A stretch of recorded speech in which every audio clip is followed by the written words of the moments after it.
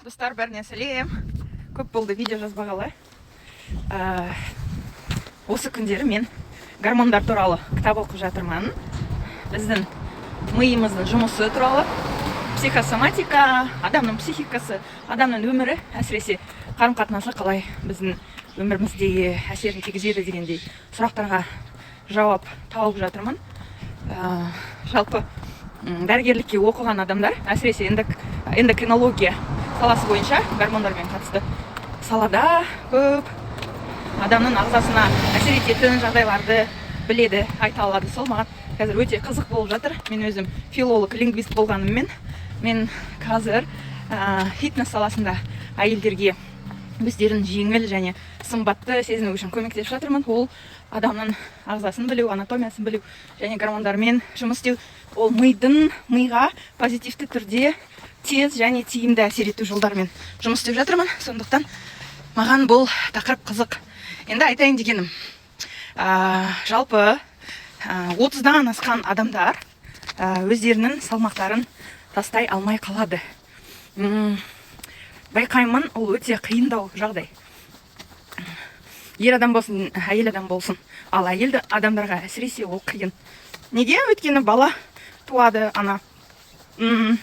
бала туады, балаға қарайды, оны өсіру, баламен эмоционалды, психологиялық түрде, энергетикалық түрде байланыста болу ана үшін оңай жұмыс емес.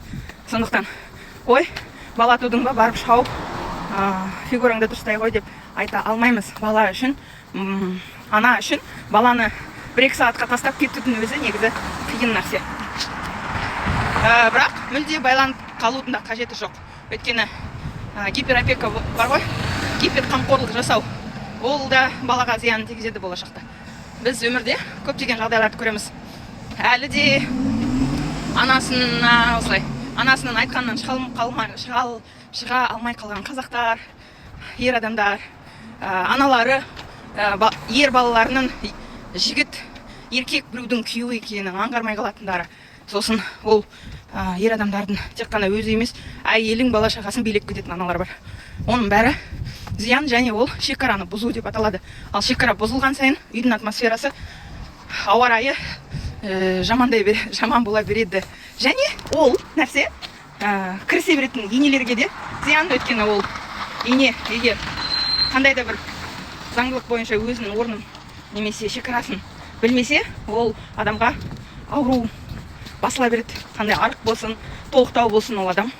Сол негізі шекара деген нәрсе бұзылмау керек.